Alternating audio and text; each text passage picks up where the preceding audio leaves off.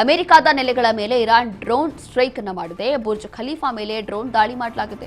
Burj Khalifa ಮೇಲೆ ಇವರು drone ದಾಳಿ ಮಾಡಿದ್ದಾರೆ. ಡೇ 1 ನಿಂದಲೂ ಕೂಡ ಬುರ್ಜ್ ಖಲೀಫಾ ಇವರ ಟಾರ್ಗೆಟ್ ಆಗಿತ್ತು ಇರಾನ್ ಅವರದು. ಹಾಗಾಗಿ ಇದೀಗ ಡ್ರೋನ್ ಸ್ಟ್ರೈಕ್ ಮಾಡುವ ಮೂಲಕ ಬುರ್ಜ್ ಖಲೀಫಾ ಧ್ವಂಸ ಮಾಡಲಿಕ್ಕೆ ಯತ್ನಿಸಿದ್ದಾರೆ, ದಾಳಿ ಮಾಡಿದ್ದಾರೆ.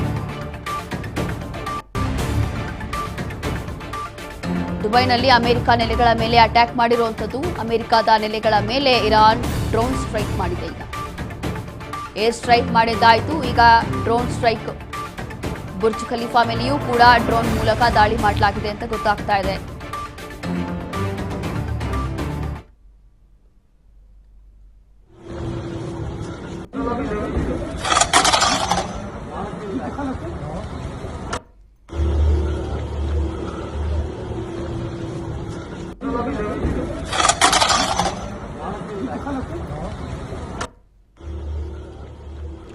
ನೋಡಿ, ಬುರ್ಜ್ ಖಲೀಫಾ ಮೇಲೆಯೂ ಕೂಡ ಈಗ ಡ್ರೋನ್ ಮೂಲಕ ದಾಳಿಯನ್ನ ಮಾಡಿರುವಂಥದ್ದು ಇರಾನ್.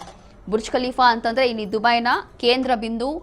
ಎಲ್ಲರೂ ಕೂಡ ಲಕ್ಷಾಂತರ ಜನ ದುಬೈಗೆ ಯಾಕೆ ಹೋಗ್ತಾರೆ ಅಂತಂದ್ರೆ ಬುರ್ಜ್ ಖಲೀಫಾ ನೋಡಕ್ ಹೋಗ್ತಾರೆ ಅಂತ ಒಂದು ಫೇಮಸ್ ಒಂದು ಟೂರಿಸ್ಟ್ ಪ್ಲೇಸ್ ಅಂತಾನೆ ಹೇಳ್ಬೋದು. ಅದಕ್ಕೆ ಬುರ್ಜ್ ಖಲೀಫಾಗೂ ಕೂಡ ಅದರದ್ದೇ ಆದಂತ ಒಂದು ಇತಿಹಾಸ ಕೂಡ ಇದೆ.